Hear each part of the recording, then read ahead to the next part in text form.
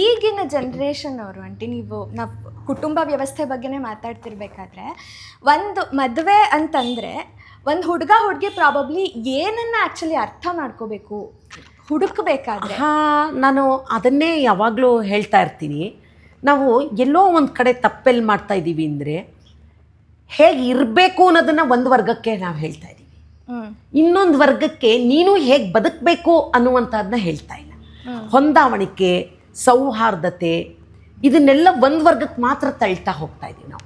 ಅಯ್ಯೋ ನೀವು ಹೆಣ್ಮಕ್ಳು ಹೀಗಿರಬೇಕು, ಹೆಣ್ಮಕ್ಳು ನೀವು ಆಗಿರಬೇಕು, ಹೊಂದ್ಕೊಂಡು ಹೋಗಬೇಕು, ಹೊಟ್ಟೆ ಒಳಗೆ ಹಾಕಬೇಕು, ನೀವು ಸಹಕಾರ ಕೊಡಬೇಕು, ಒಂದು ಕುಟುಂಬ ಉಳಿಬೇಕು, ಹೆಣ್ಣೊಂದು ವಿದ್ಯಾವಂತಳಾದರೆ ಕುಟುಂಬ ಒಂದು ಹಾಗಲ್ಲ. ನಾವು ತಪ್ಪು ಮಾಡಿದಲ್ಲಿ ಎರಡೂ ಮನುಷ್ಯ ವರ್ಗ, ಮಾನವ ವರ್ಗ, ಎರಡೂ ಮಾನವರು ಯಾರೇ ತಪ್ಪು ಮಾಡಿದ್ರೂ ತಪ್ಪು ಅನ್ನುವಂಥದ್ದನ್ನ ನಾವು ಬೆಳೆಸಲಿಲ್ಲ. ನಾವು ಈಗ ಕುಡಿಯೋದು ಗಂಡು ಮಕ್ಕಳು ಮಾಡಿದ್ರು ತಪ್ಪೆ, ಹೆಣ್ಮಕ್ಳು ಮಾಡಿದ್ರು ತಪ್ಪೆ. ಹೆಣ್ಣಾಗಿ ನೀ ಕುಡಿಯೋದ, ಹೆಣ್ಣಾಗಿ 10 ಗಂಟೆ ರಾತ್ರಿಲಿ ಬರೋದ, ಹೆಣ್ಣಾಗಿ ನೀನು ಇದು ಆ ಥರ ಅಲ್ಲ. ಅದು ನಾವು ಮಾಡಿದ ತಪ್ಪು.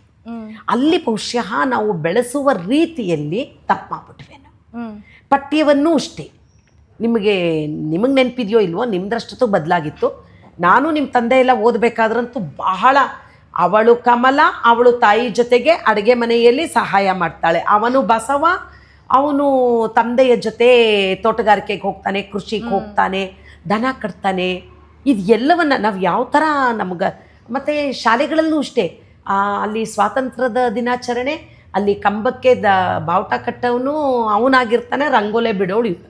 ಆದರೆ ಅದನ್ನು ಒಬ್ಬ ಬಸವ ರಂಗೋಲೆ ಬಿಟ್ಟರೆ ತಪ್ಪೇನಿಲ್ಲ. ಹಾಗೆ ಕಮಲ ಅದನ್ನು ಗಂಟು ಹಾಕಿ ಬಾವುಟವನ್ನು ಮರ ಹತ್ತುವಂತಹದ್ದೆಲ್ಲ ಹಿಂದೆ ಎಲ್ಲ ಆದಿವಾಸಿಗಳಲ್ಲಿ ಹೆಣ್ಮಕ್ಳು ಗಂಡು ಮಕ್ಕಳು ಎಲ್ಲರೂ ಮಾಡ್ತಾಯಿದ್ರು. ಅದೊಂದು ದೊಡ್ಡ ಕಷ್ಟದ ಕೆಲಸ ಅಲ್ಲ ಅದು. ಈಗ ಟೆಕ್ನಾಲಜಿ ಬಳಸ್ಕೊಂಡು ನಾವು ಮಾಡ್ಕೊಳ್ಳುವಂತಹದ್ದು ಬೇರೆ, ಆದರೆ ಎಲ್ಲ ಕೆಲಸವನ್ನು ಎಲ್ಲರೂ ಮಾಡಬಹುದಾಗಿತ್ತು. ಆದರೆ ನಮಗೆ ಅರಿವಿಲ್ಲದಂತೆ ಅದನ್ನು ಮಾಡಿದ್ವಲ್ಲ. ಈ ತಾರತಮ್ಯ ಧೋರಣೆಯನ್ನು ನಾವು ಶಿಕ್ಷಣದಲ್ಲೂ ಮಾಡ್ಕೊಂಡು ಬಂದುಬಿಟ್ವೋ, ಮತ್ತು ಸಮಾಜದಲ್ಲೂ ನಾವು ಇದೇ ಸರಿ ಅನ್ನುವಂಥದ್ದನ್ನ ಹುಟ್ಟಾಕಿದ್ದಿದೆಯಲ್ಲ, ಅದು ಬಹಳ ದೊಡ್ಡ ತಪ್ಪು ನಮ್ಮದು. ಅದು ಮನುಷ್ಯನಾಗಿ ಎರಡೂ ವರ್ಗವನ್ನು ನಾವು ನೋಡಬೇಕಿತ್ತು. ಅದು ಮಾನವ ಧರ್ಮವಾಗಿತ್ತು. ಇಲ್ಲೇನಾಯಿತು, ಆವಾಗ ಅರಿವಿಲ್ಲದೆ ಇದ್ದಂಗೆ, ಮತ್ತು ಸೌಕರ್ಯಗಳು ಅಂದರೆ ಪ್ರಿವಿಲೇಜಸ್ ಅಂತ ನಾವೇನು ಹೇಳ್ತೀವಿ, ನಮ್ಗೆ ಅರಿವೇ ಇಲ್ಲ. 4 ಹೆಣ್ಮಕ್ಳಿದ್ರೆ ಅಲ್ಲಿ ಒಂದು ಗಂಡು ಇರಲೇಬೇಕು, ಆ ಮನೆಯೊಳಗೆ ಒಂದು ಗಂಡಾದರೂ ಆಗಲೇಬೇಕು ಅನ್ನುವಂತಹದ್ದು. ಅಥವಾ ಗಂಡಿದ್ದರೆ, ಗಂಡಿನ ಸಂಖ್ಯೆ ಕಡಿಮೆ ಇದ್ದರೆ ಆ ಮಗುಗೆ ಎತ್ತಿಟ್ಟಾದರೂ ಅದನ್ನು ಕದ್ದು ಮುಚ್ಚಾದ್ರೂ ಆ ಮಗುಗೆ ಮೊಸರು ಬಿಸಿ ಅನ್ನ ಕೊಡಲೇಬೇಕು. ನೀವು ಹೇಗೆ ಬೆಳೆದ್ರೂ ಆಯಿತು, ತಿಪ್ಪೆ ಇದ್ದಂಗೆ ಹೆಣ್ಣು, ತಿಪ್ಪೆ ಹೆಂಗೆ ಬೆಳೆಯುತ್ತೋ ಹಂಗೆ ಹೆಣ್ಣುಗಳು ಬೆಳ್ಕೊಂಡು ಹೋಗುತ್ತೆ. ಈ ಥರದ್ದೆಲ್ಲ ನಮ್ಮ ಒಂದು ಗಾದೆಗಳಾಗಿರ್ಬೋದು. ಮತ್ತೊಂದು, ಅಥವಾ ಮಾನ ಮರ್ಯಾದೆ ಶೀಲ ಅನ್ನುವಂಥದ್ದು ಹೆಣ್ಣಿಗೆ ಮಾತ್ರ ಅನ್ನುವಂಥದ್ದು. ಇಂತಹ ಒಂದು ಧೋರಣೆಗಳು, ಭಾವನೆಗಳನ್ನೆಲ್ಲ ನಾಗರಿಕತೆಗಳು ಅನ್ನೋ ಹೆಸರಿನಲ್ಲಿ ಬೆಳೆಸ್ತಾ ಹೋದಂಗೆ ಅದೇ ರೂಪದಲ್ಲಿ ಬರ್ತಿದ್ದಂತಹ ಕಥೆಗಳು, ಚಲನಚಿತ್ರಗಳು, ಯಾವುದೇ ಮಾಧ್ಯಮ ನೀವು ತಗೊಳ್ಳಿ, ಹೆಣ್ಣು ಅಂದರೆ ಯಪ್ಪ ಆಶ್ಚರ್ಯ ಆಗ್ಬಿಡುತ್ತೆ. ನಮ್ಮ ಹಿಂದಿನ ಒಂದು ತಲೆಮಾರಿ ಇದೆಯಲ್ಲ, ಅವರು ನೋಡ್ತಿದ್ದಂಥ ಚಲನಚಿತ್ರಗಳನ್ನ ನೆನೆಸ್ಕೊಂಡ್ಬಿಟ್ರೆ, ಪಾದ ಸೇವಕಿ ಎಂಥದ್ದು, ನಿಮ್ಮ ಪಾದ ಸೇವೆ ಮಾಡೋದೇ ನನ್ನ ಒಂದು ಇದು. ಆ ಹಾಡುಗಳು ಹಾಗೆ ಇರ್ತಿತ್ತು. ನೀವು ಪೂಜಿಸಲೆಂದೇ ಹೂಗಳ ತಂದೆ ದರ್ಶನಕ್ಕಾದೆ ಎಲ್ಲವನ್ನು ನೀವು ಯಾವುದೇ ಒಂದು ತಗೊಳ್ಳಿ, ಹಳೆಯ ಹಾಡುಗಳು ತಗೊಂಡ್ಬಿಟ್ರೆ ಅದು ಎಲ್ಲವೂ ಎಲ್ಲೋ ಒಂದು ಕಡೆ ಒಂದು ಸಮಾನ ಅವಕಾಶಗಳನ್ನು, ಸಮಾನತೆಯನ್ನು ಸಾರುವ ಹಾಡುಗಳಿಗಿಂತ ಅಲ್ಲಿ ಹೆಣ್ಣು ಅಂದರೆ ಹೀಗೆ ಇರಬೇಕು ಅನ್ನುವಂತಹ ಒಂದು ಆ ಭಾವನೆಗಳನ್ನು ನಾವು ಮಾಡಿಕೊಂಡಿದ್ದೇ ದೊಡ್ಡ ತಪ್ಪಾಗಿತ್ತು. ಇವತ್ತು ಅಂದರೆ ನೀವು ನನಗೆ ಮುಂಚೆ ಒಂದ್ಸತಿ ನಾವು ಮಾತಾಡಿದ್ವಿ, ಪ್ರೀ ಮೆರೈಟಲ್ ಕೌನ್ಸಿಲಿಂಗ್ ಅನ್ನೋದು ತುಂಬ ಮುಖ್ಯ ಆಗಿದೆ ಅಂತ ಹೇಳ್ತಿದ್ರಿ. ಅದು ಏನು ಆಂಟಿ, ಅದನ್ನು ಹೇಗೆ ಅಂದರೆ ಯಾತಕ್ಕೆ ಅಂತಂದರೆ, ನಾವು ಬದಲಾದ ಕಾಲಕ್ಕೆ ನೋಡಿ, ಒಂದು ವೃತ್ತಿಗಳಲ್ಲಿ ತಗೋಬೇಕಾದ್ರೆ ಇವತ್ತೊಂದು ದಿನ ನೀವು ಈ ಕಂಪ್ಯೂಟರ್ ಸೈನ್ಸು, ಇನ್ಫಾರ್ಮೇಷನ್ ಸೈನ್ಸು ಇವೆಲ್ಲ ಜಾಸ್ತಿ ಆಗ್ತಾ ಸಬ್ಜೆಕ್ಟ್ಗಳು ತಗೊಂಡಾಗ, ಈಗ ಸರ್ಕಾರಿ ಕೆಲಸವೇ ಸರ್ಕಾರಿ ನೌಕರಿ ಅನ್ನುವಂಥದ್ದಲ್ಲ, ಅಥವಾ ಖಾಸಗಿನ ತಕ್ಷಣ ಯಾವುದೋ ಒಂದು ಕಾರ್ಖಾನೆ ಆ ಥರದ್ದು ಅಲ್ಲ. ಅದರ ಹೊರತಾಗಿ ಒಂದು ಕಾರ್ಪೊರೇಟ್ ಅನ್ನುವಂತಹ ಒಂದು ಸಂಸ್ಕೃತಿಯನ್ನು ಹುಟ್ಟಾಕಿದ್ವಲ್ಲ, ಹಾಗೆ ಕುಟುಂಬಗಳು ಹಾಗೆ ಆಯ್ತಲ್ವಾ. ಅಲ್ಲಿ ಹೆಣ್ಣು ಗಂಡು ಅನ್ನುವ ಭೇದ ಭಾವನೆ ಇಲ್ಲದೆ ವಿದ್ಯಾಭ್ಯಾಸ ಸಿಗ್ತಾ ಇದೆ, ಇಬ್ಬರು ಹೊರಗೆ ಹೋಗಿ ದುಡಿತಾ ಇದ್ದಾರೆ. ಈ ಒಂದು ಮಾರ್ಪಾಡುಗಳಾಯ್ತಲ್ಲ, ಇದೆಲ್ಲ 90ರ ದಶಕದ ನಂತರ ಆಯಿತು ಮಾರ್ಪಾಡು. 90ಕ್ಕೆ ಮುಂಚೆ ಇದ್ದದ್ದು ಕಲ್ಪನೆ, ನನ್ನ ತಾಯಿ ಅಥವಾ ನನ್ನ ಅಜ್ಜಿ, ನಿಮ್ಮ ತಾಯಿ ನಿಮ್ಮ ಅಜ್ಜಿಯ ಕಲ್ಪನೆ ಏನಿತ್ತು, ಅದರ ಹೊರತಾಗಿ ಬದಲಾವಣೆ ಆದಾಗ ಅದಕ್ಕೆ ತಯಾರು ಮಾಡುವಂತಹ ವ್ಯಕ್ತಿಗಳನ್ನು ಕುಟುಂಬಕ್ಕೆ, ಅಂದರೆ ಅವ್ರನ್ನ ಒಂದು ಕುಟುಂಬದಲ್ಲಿ ಅವ್ರನ್ನ ಗಂಡ ಹೆಂಡತಿಯಾಗಿ ಬಾಳುವಂಥದ್ದು ಮೊದಲೆಲ್ಲ ನಾವು ನೋಡ್ತಾ ಇದ್ದದ್ದು ನಮ್ಮ ತಾಯಿ ತಾಲಿ ಕಟ್ಟಿಸ್ಕೊಂಡು ತಂದೆ ಮನೆಗೆ ಹೋಗುವಂಥದ್ದು, ಅಂದರೆ ಹೆಣ್ಣು ಮದುವೆ ಆಗಿ ಗಂಡನ ಮನೆಗೆ ಹೋಗುವಂಥದ್ದು. ಮ್ಯಾರಿಟಲ್ ಲೈಫ್ ಅಂತ ಅಂದರೆ ಮ್ಯಾಟ್ರಿಮೋನಿಯಲ್ ಲೈಫ್ ಅನ್ನೋಂಥದ್ದು ಅಂದರೆ ಗಂಡನ ಮನೆಯಲ್ಲೇನು, ಅದು ಬದಲಾಗೋಯ್ತು 90ರ ದಶಕದ ನಂತರ. ಇಲ್ಲ ಹುಡುಗನೇ ಹುಡುಗಿ ಕೆಲಸ ಮಾಡೋ ಜಾಗಕ್ಕೆ ಹೋಗಬೇಕಾಗಿರೋದು ಕಾರ್ಪೊರೇಟ್ ಸಂಸ್ಕೃತಿಲಿ, ಅಥವಾ ಹುಡುಗ ಮಾಡುವಂಥ ಕೆಲಸಕ್ಕೆ ಹುಡುಗಿ ಬರುವಂತಹದ್ದಾಗಿರ್ಬೋದು. ಇವೆಲ್ಲವೂ ಆದಾಗ ಇದು ಕೂಡಿ ತೆಗೆದುಕೊಳ್ಳುವಂತಹ ತೀರ್ಮಾನ, ನಮ್ಮ ವೃತ್ತಿ, ನಾವು ಎಲ್ಲಿರಬೇಕು, ಎಲ್ಲಿ ಬದುಕನ್ನು ರಚಿಸ್ಕೋಬೇಕು ನಾವು ಅನ್ನುವಂಥದ್ದು, ಇದು ತಕ್ಷಣಕ್ಕೆ ಕಷ್ಟ ಆಗೋಯ್ತು 90ರ ದಶಕದ ನಂತರ. ಯಾಕೆಂದರೆ ನಮ್ಮ ಇದ್ದ ಕಲ್ಪನೆ ಏನು, ಮದುವೆ ಆದ ಕೂಡಲೇ ಅಲ್ಲಿಂದ ಇಲ್ಲಿಗೆ ಬರೋ ಅಂಥದ್ದು, ಗಂಡ ಎಲ್ಲಿರ್ತಾನೆ ಅಲ್ಲಿಗೆ ಟ್ರಾನ್ಸ್ಫರ್ ತಗೊಂಡು LICಲೋ ಟೀಚರ್ರಾಗೋ ಇದ್ದರೆ ಆ ಥರ. ಅಥವಾ ನಾನು ಒಂದು ಗ್ರಾಮೀಣ ಪ್ರದೇಶದ ಹೆಣ್ಣುಮಗಳಾದರೆ ನಾನು ಹೌಸ್ ಮೇಕರ್, ಅಂದರೆ ನನಗೆ ಡೆಲ್ಲಿಲಿ ಕುತ್ಕೊಂಡು ಮಾಡೋ ಕೆಲಸನೂ ಒಂದೇ, ಅದೇ ಅನ್ನ ಸಾಂಬಾರು ಅಥವಾ ಮನೆಯನ್ನು ನೀಟಾಗಿ ಇಟ್ಕೊಳ್ಳುವಂತಹದ್ದು, ನಿಭಾಯಿಸುವಂತಹದ್ದು, ಮನೆಯನ್ನು ನಿಭಾಯಿಸುವಂಥದ್ದು ದೆಹಲಿಯೂ ಒಂದೇ, ನನಗೆ ನಮ್ಮ ಒಂದು ಹಳ್ಳಿಯೂ ಒಂದೇ, ಹಾಗಾಗ್ತಿತ್ತು ಹೌಸ್ ಮೇಕರ್ಸ್ಗಳಿಗೆ. ಅದರಲ್ಲಿ ಏನು ವ್ಯತ್ಯಾಸ ಆಗ್ತಿರಲಿಲ್ಲ. ಆದರೆ ಕಾರ್ಪೊರೇಟ್ ಫೀಲ್ಡ್ಗೆ ಇಳಿದ್ವಲ್ಲ ಎಲ್ಲ ಕ್ಷೇತ್ರದಲ್ಲೂ, ಆಗ ಬದಲಾವಣೆಗಳು. ಆಗ ಅದಕ್ಕೆ ತಯಾರು ಮಾಡಬೇಕಾಗಿದ್ದದ್ದು ನಾವು ಹೆಣ್ಣು ಗಂಡ ಮದುವೆಗೆ ಮೊದಲು ಮದುವೆ ಆದ ಕೂಡಲೇ ನೀವು ನಿರೀಕ್ಷಿಸೋಕ್ಕಾಗಲ್ಲ.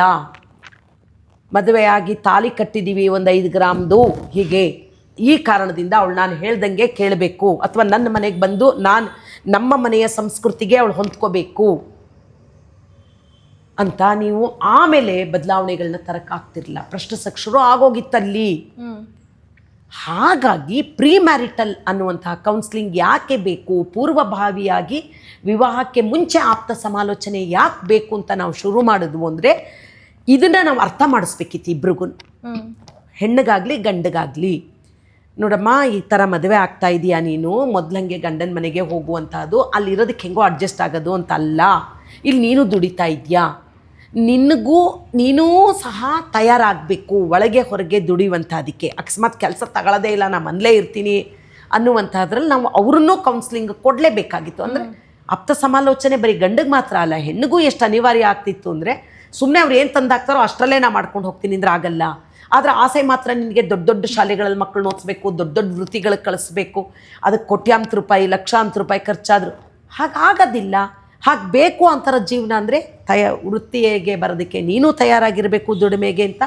ಹಾಗೆ ಹುಡುಗನಿಗೂ ಅಷ್ಟೇ, ನೋಡಪ್ಪ ನೀನು ತಂದು ಹಾಕೋದ್ರಲ್ಲಿ ಅಂತ ಆಗಲ್ಲ, ಅವಳು ದುಡಿಬೇಕು ನನ್ನ ಜೊತೆಗೆ, 5 ಅಂಕಿ ಸಂಬಳ ನೋಡಬೇಕು ಅಂತ ನೀನು ನಿರೀಕ್ಷಿಸೋದಾದರೆ, ನೀನು ಜೊತೆಗೆ ಮನೆ ಒಳಗೆ ಅವಳಿಗೆ ಕೈ ಜೋಡಿಸ್ಬೇಕು. ಮಗುವನ್ನು ಬೆಳೆಸೋದ್ರಲ್ಲೂ ಅಷ್ಟೇ, ಮಗು ಬೇಕು ಅಂತ ಹೇಳಿಬಿಟ್ಟು ಅದು ತಾಯಿ ಕರ್ತವ್ಯ ಅಂತ ಕೂತ್ಕೊಂಡ್ಬಿಡೋದಲ್ಲ. ನೀನು ಆ್ಯಸ್ ಎ ಫಾದರಾಗಿ ಹೇಗೆ ನಿನ್ನ ಪೇರೆಂಟಾಗಿ ನಿನ್ನ ಜವಾಬ್ದಾರಿ ಮುಂದೆ ಹುಟ್ಟುತ್ತೆ, ಗಂಡ ಹೆಂಡತಿಯಾಗಿ ನಿಮ್ಮ ಜವಾಬ್ದಾರಿಗಳು ಹೇಗೆ ಜಾಸ್ತಿ ಆಗುತ್ತೆ. ನೀವು ನೋಡ್ತಿದ್ದದ್ದು ಅಪ್ಪ ಅಮ್ಮನ್ನ ಕಂಪೇರ್ ಮಾಡ್ಕೊಂಡು ನಮ್ಮಮ್ಮ ಹಾಗಿದ್ಲು ಇವಳು ಹಾಗಿರಬೇಕು ಅಂತ ನೀನು ನಿರೀಕ್ಷಿಸಬಾರ್ದು. ಹಾಗೆ ಇವಳು ಅಷ್ಟೇ, ನನ್ನಪ್ಪ ಹಾಗಿದ್ದ 5 ಗಂಟೆ ಒಳಗೆ ಬಂದುಬಿಡ್ತಾ ಇದ್ದ, ಇವನು ಶಿಫ್ಟು 11 ಗಂಟೆ ರಾತ್ರಿಗೆ ಹೋಗ್ತಾನೆ. ಹಾಗಲ್ಲ, ನೀನು ನಿನ್ನ ಅಪ್ಪನಂಗೆ ಗಂಡನ್ನ ನಿರೀಕ್ಷಿಸೋಕ್ಕಾಗಲ್ಲ. ಹಾಗೆ ನೀನು ನಿನ್ನ ತಾಯಿ ಹಾಗೆ ನಿನ್ನ ಹೆಂಡತಿಯನ್ನು ನಿರೀಕ್ಷಿಸೋಕ್ಕಾಗಲ್ಲ. ಇದೆಲ್ಲ ನಾವು ಮಾಡದೇ ಇದ್ದಿದ್ರಿಂದನೇ ಈ 90ರ ದಶಕದಲ್ಲಿ ದಡಾರಂಥ ಅನುಕೂಲತೆಗಳನ್ನ ತಗೊಂಡ್ವೋ, ಆದರೆ ಅನಾನುಕೂಲತೆಗಳನ್ನ ಇಬ್ರಿಗೂ ನಾವು ಕಲಿಸ್ಲಿಲ್ಲ. ಇಂತಹ ಅನಾನುಕೂಲತೆ ಬರುತ್ತೆ, ಇಂತಹ ಸಮಸ್ಯೆಗಳು ಏಳುತ್ತೆ, ಇದನ್ನು ನೀವಿಬ್ಬರು ಹೇಗೆ ನಿಭಾಯಿಸ್ತೀರಿ, ಅಥವಾ ಈ ಥರದ್ದೆಲ್ಲ ಇದೆ ಪರ್ಯಾಯವಾಗಿ, ಇದನ್ನು ನೀವು ಅಳವಡಿಸ್ಕೊಳಕ್ಕಾಗುತ್ತಾ ಜೀವನದಲ್ಲಿ ಅಂತ ನಾವು ಯಾವತ್ತೂ ಮಾಡಲಿಲ್ಲ.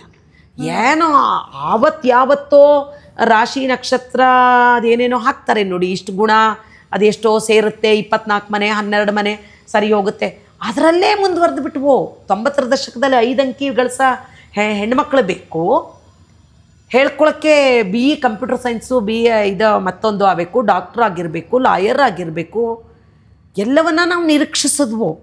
ಕಾರ್ಪೊರೇಟ್ ಸಂಸ್ಕೃತಿನೆಲ್ಲ ಅಳವಡಿಸ್ಕೊಂಡ್ವು. ಆದರೆ ಕುಟುಂಬದ ಒಳಗೂ ಈ ಕಾರ್ಪೊರೇಟ್ ಸಂಸ್ಕೃತಿಯ ಮಧ್ಯ ಹೇಗೆ ಬ್ಯಾಲೆನ್ಸ್ ಮಾಡಬೇಕು ನನ್ನ ಇಬ್ರಿಗೂ ಹೇಳ್ಕೊಡ್ಲಿಲ್ಲ ನಾವು. ಅದಕ್ಕೋಸ್ಕರನೇ ನಾನು ನಿಮಗೆ ತುಂಬ ಹೇಳ್ತಾ ಇದ್ದೆ ಸಿರಿ, ನಿಮಗೆ ಯಾವಾಗ್ಲೂ ಇಲ್ಲ ಮರಿ, ಈ ಪೂರ್ವಭಾವಿ ಆಪ್ತ ಸಮಾಲೋಚನೆ, ವಿವಾಹ ಪೂರ್ವ ಇದು ಬಹಳ ಮುಖ್ಯ, ಇದನ್ನು ಪ್ರಾರಂಭ ಮಾಡಿ.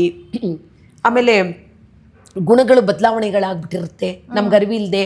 ನಾವು ಬೆಳೆದದ್ದು 5 ಮಕ್ಕಳ ಮಧ್ಯ, ನಂತರ 90ರ ದಶಕದ ನಂತರ ನಾವು ನೋಡ್ತಿದ್ದೆ ಒಂದು ಅಬ್ಬಬ್ಬಾ ಅಂದರೆ 2 ಇರ್ತಾಯಿತ್ತು. ಆವಾಗ ನಮಗೆ ಗೊತ್ತಿಲ್ಲದೆ ಇದ್ದಂಗೆ ಸೆಲ್ಫ್ ಸೆಂಟ್ರಲೈಸ್ ಆಗ್ತಾ ಇದ್ವು, ಹೆಣ್ಣಾಗಲಿ ಗಂಡಾಗಲಿ. ಮದುವೆ ಆದಮೇಲೆ ಅದು ಹೇಗೆ ಅನುಸರಿಸ್ಕೊಂಡು ಹೋಗಬೇಕು, ತಂದೆ ತಾಯಿಗಳ ಜೊತೆಗಿದ್ದಾಗ ಹೆಣ್ಣಾಗಲಿ ಗಂಡಾಗಲಿ ನಮ್ಮ ರೀತಿ ನೀತಿಗಳು, ಆಮೇಲೆ ಮದುವೆ ಆದಮೇಲೆ ಗಂಡ ಹೆಂಡತಿ ಆದಾಗ ಇದನ್ನೆಲ್ಲ ನಾವು ಎಲ್ಲಿ ಯೋಚಿಸ್ಲೇ ಇಲ್ಲ. ಬಂದು ಅನುಕೂಲಗಳು ತೊಗೊಂಡ್ಬಿಟ್ವೋ, ಟೆಕ್ನಾಲಜಿನೆಲ್ಲ ಅಳವಡಿಸ್ಕೊಂಡ್ಬಿಟ್ವೋ.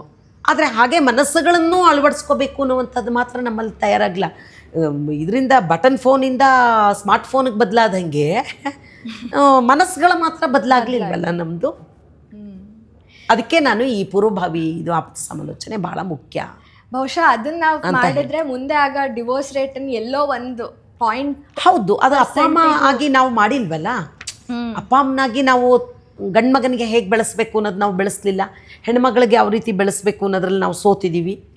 ಆಗೇನು ಮಾಡಬೇಕು? ಆಗ ಇನ್ನೊಂದು ಕ್ಷೇತ್ರ ಇದೆಯಲ್ವಾ, ಆಪ್ತ ಸಮಾಲೋಚಕರು ಆಗಲೇ ತಾನೇ ನಾವು. ಇಲ್ಲ ಎಲ್ಲ ಅಪ್ಪ ಅಮ್ಮಂದ್ರುಗಳು ಸರಿಯಾಗಿ ಅವರವರ ಕರ್ತವ್ಯಗಳನ್ನ ನಿಭಾಯಿಸೋದನ್ನು ಹೆಣ್ಣಿಗೆ ಗಂಡಿಗೆ ಎಲ್ಲ ತಯಾರು ಮಾಡಿಬಿಟ್ಟಿದ್ರೆ ಇಷ್ಟು ನ್ಯಾಯಾಲಯಗಳು, ಸಮಸ್ಯೆಗಳು, ಕುಟುಂಬದ ಸಮಸ್ಯೆಗಳು, ಕುಟುಂಬದ ಮೌಲ್ಯ ಉಳಿಸ್ಬೇಕಾಗಿರೋದು ಇಬ್ಬರಿಂದ. ಅದರಿಂದ ಇಬ್ಬರಿಗೂ ಅದರ ಒಂದು ಅವರ ಕರ್ತವ್ಯ ಏನು ಮತ್ತು ಅವರಿಬ್ಬರ ಹಕ್ಕೇನು, ಅವಕಾಶಗಳೇನು, ಕುಟುಂಬ ಅಂದರೆ ಏನದನ್ನ ಬೆಳೆಸ್ಬೇಕು. ಅಂದರೆ ಈ ಕೋರ್ಟ್ ಸಿಸ್ಟಮ್ ಮೇಲೆ ಅಂದರೆ ಈಗ ಒಂದು ಕೇಸ್ ಯಾವ್ದಾದ್ರು ಕೋರ್ಟಿಗೆ ಹೋಯ್ತು ಅಂತಂದರೆ ಅದು ಒಂದು ಗಾದೆನೇ ಇದೆ, ಕೋರ್ಟಿಗೆ ಹೋದವ್ನು ಸೋತ, ಸೋತವ್ನು ಸತ್ತ ಅಂತ. ನಿಜ